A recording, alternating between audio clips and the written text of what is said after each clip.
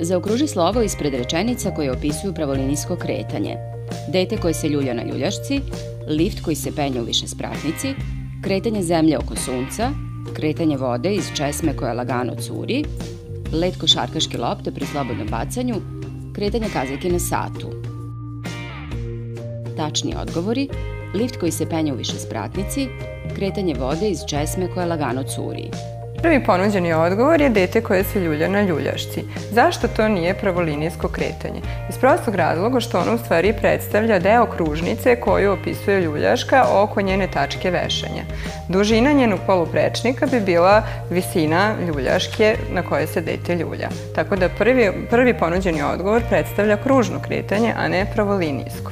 Drugi ponuđeni odgovor je lift koji se penje u višespratnici. Svi jako dobro znamo da on ide uspravno, tako po vertikalnoj liniji, ona predstavlja pravu liniju i pravu putanju, tako da je to pravolinijsko kretanje. Treći ponuđeni odgovor je kretanje zemlje oko sunca. Svi smo učili u osnovnoj školi da se planete kreću oko sunca po eliptičnim putanjama. Kako je ta putanja elipsa, a ne prava linija, to kretanje nije pravolinijsko.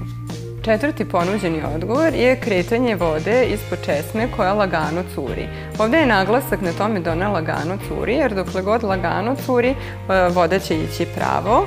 Međutim, ako je jače pustimo, doći će do razilaženja tog mlaza i neće biti baš tačna prava linija.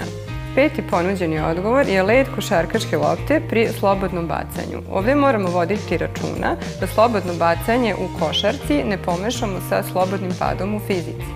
Naime, slobodni pad u fizici bi značio da košarkašku loptu pustimo da slobodno pada na dole, tada bi to bilo pravolinijsko kretanje. Međutim, u slobodnom bacanju u košarci to je krivolinijsko kretanje. Šesti ponuđeni odgovor je kretanje kazaljke na satu.